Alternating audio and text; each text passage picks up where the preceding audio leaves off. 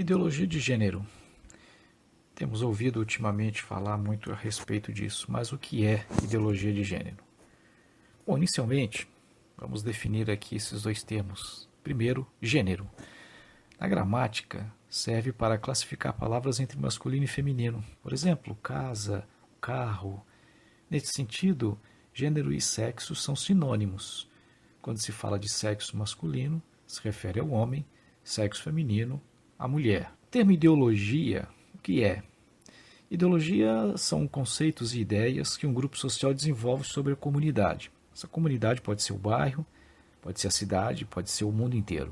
O objetivo é convencer todos a se conformarem com os seus interesses, com os interesses dessa ideologia. O próprio Karl Marx dizia que a ideologia mascara a realidade. Sendo assim, ideologia de gênero, conceitualmente, significa uma pessoa pode ter o gênero que quiser, independente da sua constituição biológica. Por que isso? Mais especificamente, a partir de meados do século passado para cá, cientistas, psicólogos, filósofos, etc., eles começaram a diferenciar gênero de sexo.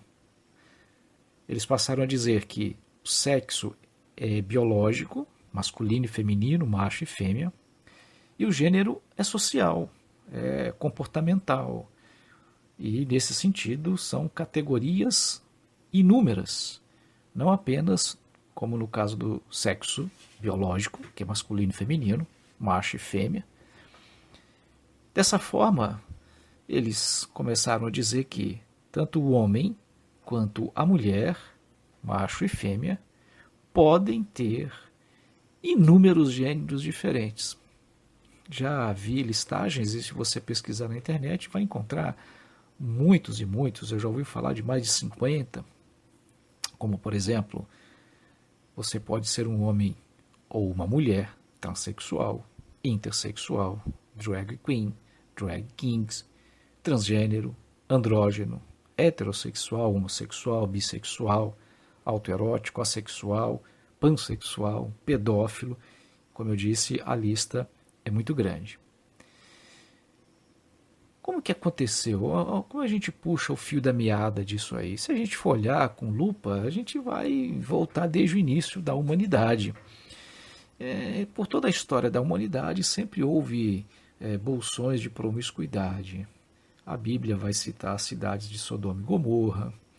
Se você olhar na história, os impérios romano, grego, eles tinham lá, digamos assim, muita abertura para uma série de promiscuidades, mas eram, digamos assim, bolsões. A maioria das pessoas não tinham esse comportamento, muito pelo contrário. A gente poderia considerar isso como casos isolados. Karl Marx e Friedrich Engels, a partir do 1800 e alguma coisa, eles começaram a divulgar que o que a gente considera, então, que a gente olha pela história, casos isolados, eles disseram que lá no começo, lá atrás, antes de tudo, essa era a regra e que, na verdade, essa ideia de família monogâmica, dessa família tradicional que nós conhecemos hoje, essa família dentro de uma perspectiva judaico-cristã, isso foi uma distorção, isso foi um erro da sociedade. A sociedade ela evoluía à medida em que ia adotando esses critérios de família tradicional como nós conhecemos hoje. No seu livro A Origem da Família, da Propriedade Privada e do Estado, o Marx e Engels, aí o autor são os dois, eles fazem uma objetiva propaganda de difamação da família tradicional e a defesa do que hoje os militantes da ideologia de gênero estão conseguindo impor em muitas sociedades. A síntese desse livro, eles defendem o seguinte: primeiro, fazem uma propaganda enganosa. Eles diziam que família monogâmica não existia no início da humanidade, que os filhos eram educados pelo grupo, ou, falando aqui, contextualizando, os filhos eram educados pelo Estado e não pelo pai e a mãe. A corrupção da sociedade surge com a monogamia, então a sociedade se torna corrupta, ou seja, se corrompe por causa do surgimento da monogamia e do matrimônio, né? O casamento monogâmico é o culpado pelo início da propriedade privada, aquela ideia marxista, né, de que os burgueses dominam os trabalhadores. Isso é em função, ou começa, porque lá no comecinho da humanidade surgiu a ideia do casamento monogâmico. O homem passa a ser o dono da mulher e a opressão começa por causa disso. Ou seja, é uma propaganda enganosa, né? O livro também faz uma apologia à ideologia de gênero. Talvez eles não falem com os termos ou nos termos em que os cientistas mais modernos estão usando, mas esse livro, com toda certeza, ele é um pilar para a defesa da ideologia dessas ideologias que as pessoas defendem hoje. E nesse livro ele faz uma defesa, assim, talvez discreta do incesto e propõe o fim do casamento, onde todos, ou o fim da família, né? Quando eu falo casamento aqui, a família tradicional, onde todos são livres para se relacionarem com todos. Muitas contribuições são dadas para que essa ideologia de gênero seja como a gente está vendo nesses dias de hoje, né? De acordo com muitos pesquisadores e estudiosos do assunto, vários fatores. Primeiro deles, a questão de controle populacional. Desde o pós-Primeira Guerra, as preocupações dos países ricos com o crescimento populacional vem gerando inquietações e ações de controle. Pesquisa na internet, a gente vai ver números alarmantes, especialmente levando em conta que o planeta não tem recursos finitos, né? Então, números alarmantes de que o crescimento populacional vai trazer alguns problemas. Aqui vale a máxima, né? Farinha pouco, meu pirão primeiro. Então, eles pensam o seguinte: olha, se crescer muito a população, não vai ter comida para todo mundo, não vai ter recurso para todo mundo. Então, a gente precisa se livrar, ou pelo menos frear o crescimento populacional. Isso vem lá desde o pós-Primeira Guerra, né? Os primeiros a se atentarem a esses fatos foram as grandes e absolutamente ricas fundações norte-americanas, e que a partir dos anos de 1950 convenceram o governo americano a fazer fortíssima propaganda para a diminuição da população. Tem na internet, muita gente fala a respeito de um documento do governo norte-americano, o Memorando 200 de Estudos de Segurança Nacional.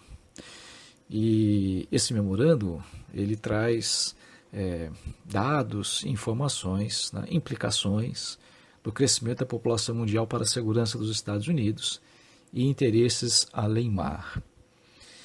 Ele foi concluído em 10 de dezembro de 1974 pelo Conselho de Segurança Nacional dos Estados Unidos sob direção de Henry Kissinger. Essa informação está na Wikipedia. Em síntese, esse memorando defende o seguinte: incentivar a mulher a trabalhar fora, porque isso vai reduzir a natalidade. Inculcar na geração vindoura, pós anos 70, a ter menos filhos. Dar ajuda financeira aos países pobres que quiserem impor controle de natalidade.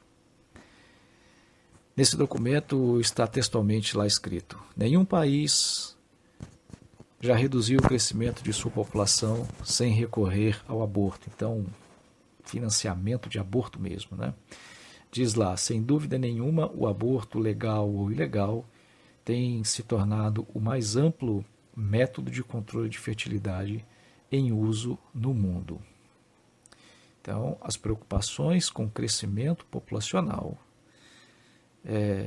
foram aí talvez o primeiro ingrediente. Eu considero também que esse, essa ânsia de dinheiro e poder, né? Controle mundial e acúmulo de riquezas são outros componentes que os ideólogos de gênero se valem para disseminar suas ideologias. Alguém poderia dizer, né, tá vendo muito filme de super-herói, essa coisa de um sujeito ou um grupo querer dominar sobre outro, mas será mesmo? Qualquer um fazendo aí um exercício de memorização vai se lembrar, tá? Desde o Império Assírio, nós aprendemos isso nas nossas aulas de história na escola, né? Primeiro grande império, poderíamos colocar assim como mundial, uma cidade, a Síria, que exerceu uma influência dominadora, uma extensão muito grande, né, sobre praticamente o mundo da época. Ele é seguido pelo Império Babilônico, Medo-Persa, o grego a gente já conhece muito mais, Alexandre o Grande, e, sem dúvida alguma, o longevo Império Romano. Foram tentativas de aí não apenas uma pessoa, mas, né, uma cidade-estado de dominar o mundo. Mais recentemente, a Inglaterra, na sua política de colonização, tentou dominar Napoleão, e muito mais recentemente a gente via o Hitler aí com a sua ideia de dominação mundial, ou seja, poder e evidentemente dinheiro, né? O dinheiro e o poder sempre fascinou o ser humano. Não há nenhum que possa dizer que está imune a isso. Uns tentaram pela força, pelas armas, pela guerra, né? Outros pela ideologia. Tem muita gente ganhando rios de dinheiro, outros influenciados e tornando-se verdadeiros sumos sacerdotes aí, né? A fama, né? O poder, não o poder pela arma, pela força, mas o poder de exercer influência, de formar opinião, de ter seguidores, pela ideologia.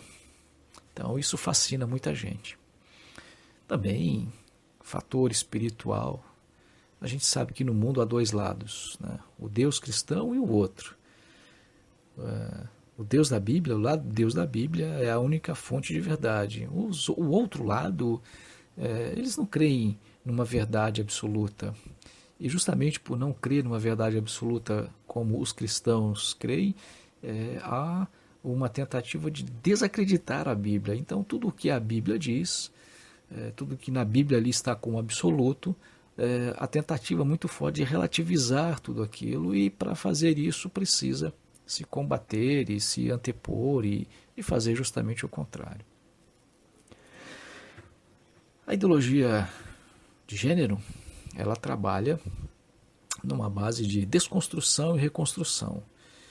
Então, desde o Marx, a tentativa de destruir as estruturas consolidadas e reconstruir novas estruturas. O Marx sempre enxergou a sociedade dividida em dois, né? Os trabalhadores, proletários, que são os oprimidos, os dominados e explorados.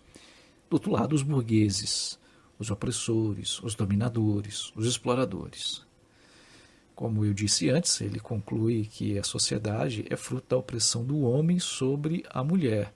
Essa corrupção toda começou lá atrás, quando o homem começou a dominar sobre a mulher e ter a mulher e os filhos como uma propriedade.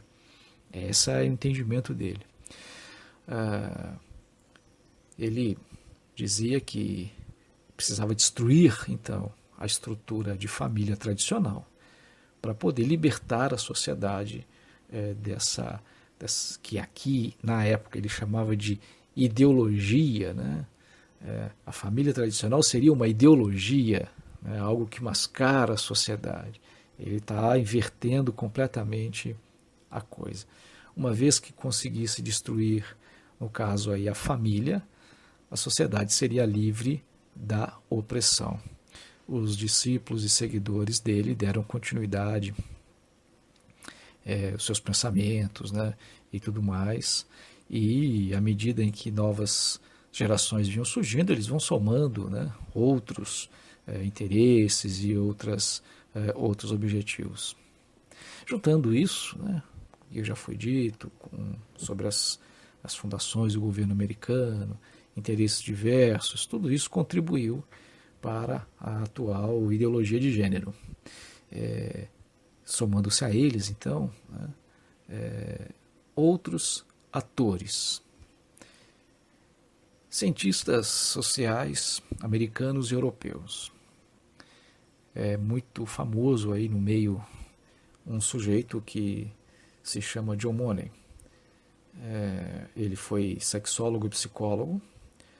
É atribuído a ele, né, como sendo o primeiro a usar o termo gênero para definir comportamento sexual ao invés de sexo biológico, né? Então ele que começa essa distinção de o uso de gênero e sexo como sinônimos, né, se referindo aí a macho e fêmea, homem e mulher, ele é o primeiro a fazer essa distinção. Ele diz que sexo biológico é uma coisa e gênero é outra coisa. O gênero, então, vai definir o comportamento. Afirmou que a pessoa é a somatória de um corpo e de seu comportamento social. Dessa forma, a pessoa é e pode ser, afirma ele, alguém do sexo biológico masculino, mas que se comporta como uma mulher. Cabe ao indivíduo escolher o papel que ele quer ter na sociedade. Outra personagem é uma mulher, Simone de Beauvoir, também filósofa e escritora.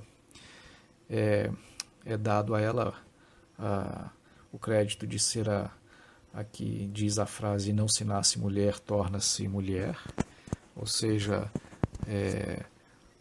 o que nós chamamos de mulher, né, o que nós entendemos por ser mulher, a sociedade que diz que é.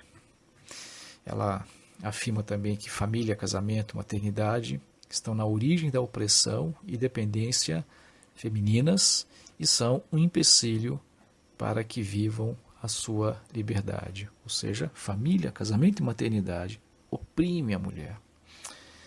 Ela diz: a pílula anticoncepcional liberta as mulheres para exercerem o domínio de seus corpos, se poderem dispor livremente deles. Ou seja, a mulher pode fazer do corpo dela o que ela quiser. A ideia aqui é ela poder usar livremente o corpo para fazer o que quer.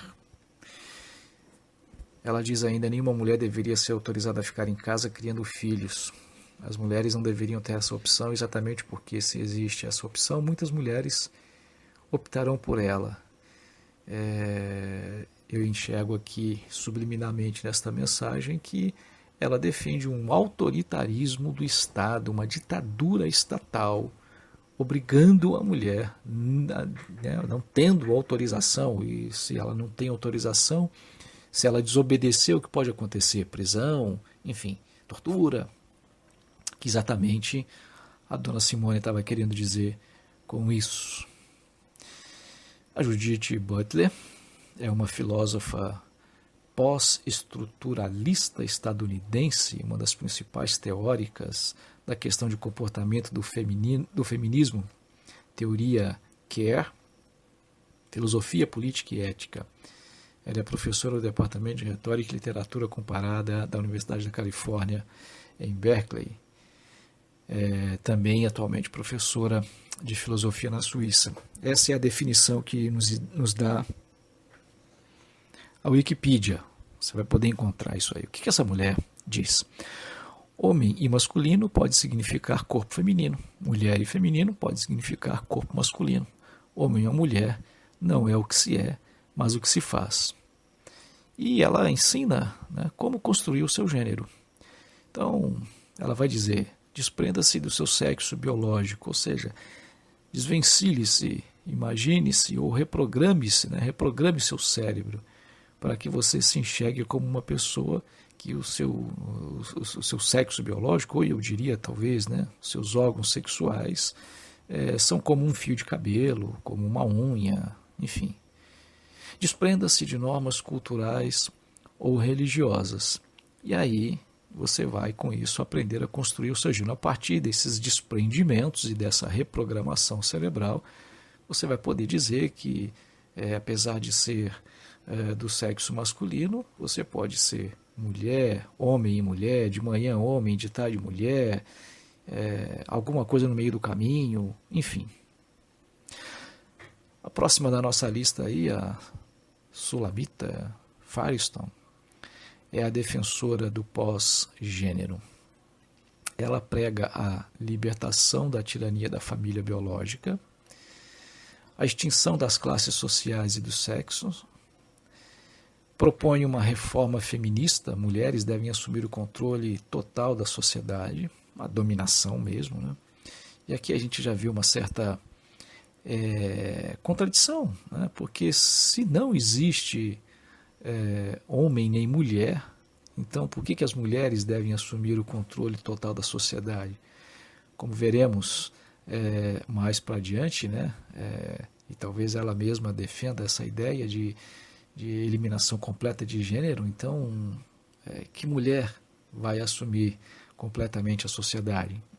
Bom, manipulação genética e controle absoluto de natalidade, a reprodução somente artificial, vamos ter aí verdadeiras linhas de produção, né, como se produz hoje frango para abate, né, totalmente artificial. É isso que ela propõe para a humanidade. A dependência da criança da mãe deve ser substituída pela dependência de um pequeno grupo de pessoas, e aqui entra aquelas ideias marxistas do controle do Estado, é o Estado que vai criar os filhos. E como disse, eliminação completa do gênero. Uma outra mulher, Dana Haraway, é uma bióloga estadunidense. Num artigo que ela escreveu chamado Manifesto Ciborgue, né, ela defende que a mulher deve ser libertada e transformada num organismo pós-biológico, pós-gênero, né? Ou seja, pessoas completamente assexuadas. Ela defende uma unidade ou uma humanidade absolutamente assexuadas, e também, como a sua colega, a dona Firestone, ela defende a ideia de úteros artificiais para liberar as mulheres da maternidade. Sendo bióloga, né, eu acho que ela não está assim, viajando na maionese, pelo menos no sentido, pelo menos na sua própria compreensão, né?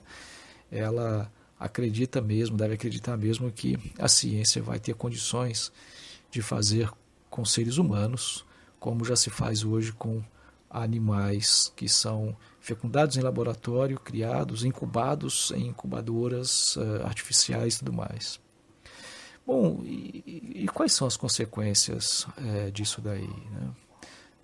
Temos visto que a Europa, sempre muito adiante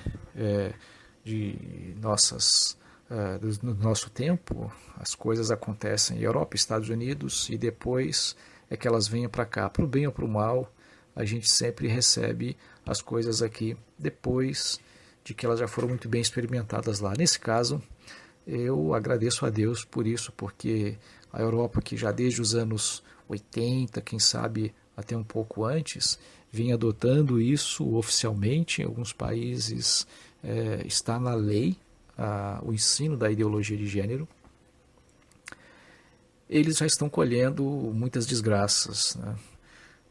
Notícias dão conta aí de aumento de 1000% em casos de depressão em crianças na Grã-Bretanha, registros de aumento de casos de estupro, alcoolismo, suicídio, índices altíssimos dessas duas últimas pragas, né, alcoolismo e suicídio, apesar de serem países onde há segurança, atendimento médico, escolas para todos, e parece aquela vida feliz e maravilhosa, mas as pessoas não estão se sentindo num paraíso como se poderia ser, muito pelo contrário.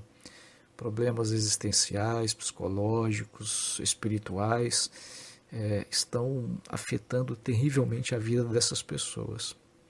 Um caso mais famoso aí de um desastre é o caso de uma família que teve 2 filhos gêmeos, univitelinos, e por uma situação de cirurgia, com meses de idade, uma das crianças teve uma amputação, né? uma extirpação da genitália, e isso aconteceu com aquele Dr. John Money. Ele acaba induzindo a família a criar um dos meninos como se fosse uma menina. E nos primeiros anos, talvez nos primeiros 2 anos, a coisa aparentemente funciona, né? Ele escreve livro e palestras e tudo mais, dizendo do sucesso das suas ideologias, ou seja, de que o gênero a pessoa aprende, ou ela pode ser totalmente programada para se comportar com um gênero diferente daquilo que é o seu sexo biológico. Mas isso foi um desastre completo, porque com 13 anos esse menino descobre tudo. Ele estava sendo criado como uma mulher, absolutamente como uma mulher, ninguém sabia de nada, ele não sabia, o irmão não sabia. Ele acreditava realmente que era uma mulher. Em muitas pesquisas, em muitos encontros com o Dr. Money, era inculcado isso nele: você é uma menina. Mas alguma coisa dentro dele estava dizendo que não. Aos 13 anos o pai não aguenta a pressão, conta toda a história, como foi. Ele se livra disso, então ele se comporta como um homem, ele quer se comportar como um homem. Chega até a casar, mas com 38 anos, 32, 38 anos, ele acaba cometendo suicídio. O pai também morreu, o irmão também morreu em condições, não se sabe se suicídio ou excesso de remédios. Enfim, uma desgraça completa nessa família. O que nós temos a dizer em relação a isso? E o que a igreja precisa fazer em relação a isso? A primeira coisa, observemos aqui o que diz 2 Timóteo capítulo 3, a partir do versículo 1. Saiba disto: nos últimos dias sobrevirão tempos terríveis. Os homens serão egoístas, avarentos, presunçosos, arrogantes, blasfemos, desobedientes aos pais, ingratos, ímpios, sem amor pela família, irreconciliáveis, caluniadores, sem domínio próprio, cruéis, inimigos do bem, traidores, precipitados, soberbos, mais amantes dos prazeres do que amigos de Deus, tendo a aparência de piedade, mas negando o poder. Afasta-se também destes. São estes os que introduzem pelas casas e conquistam mulherzinhas sobrecarregadas de pecados, as quais se deixam levar por toda a espécie de desejos. Vemos que o apóstolo Paulo nos alerta e estamos vivendo exatamente esses tempos.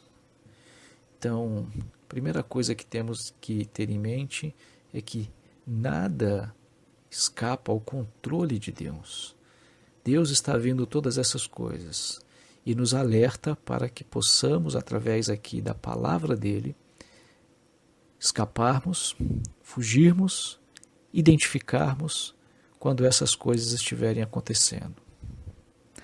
Em segundo lugar, observemos o texto de Romanos capítulo 1, a partir do verso 24. Por isso Deus os entregou à impureza sexual segundo os desejos pecaminosos dos seus corações, para a degradação de seus corpos entre si. Trocaram a verdade de Deus pela mentira e adoraram e serviram as coisas e seres criados em lugar do Criador, que é bendito para sempre. Amém. Por causa disso, Deus os entregou a paixões vergonhosas. Até as mulheres trocaram suas relações sexuais naturais por outras contrárias à natureza. Da mesma forma, os homens também abandonaram as relações naturais com as mulheres e se inflamaram em paixões uns pelos outros. Começaram a cometer atos indecentes, homens com homens, e receberam em si mesmo o castigo merecido pela sua perversão. Além do mais, visto que desprezaram o conhecimento de Deus, ele os entregou a uma disposição mental reprovável para praticarem o que não deviam. Tornaram-se cheios de toda sorte de injustiça, maldade, ganância e depravação, cheios de inveja, homicídio, rivalidade, engano e malícia. São bisbilhoteiros, caluniadores, inimigos de Deus, insolentes, arrogantes e presunçosos.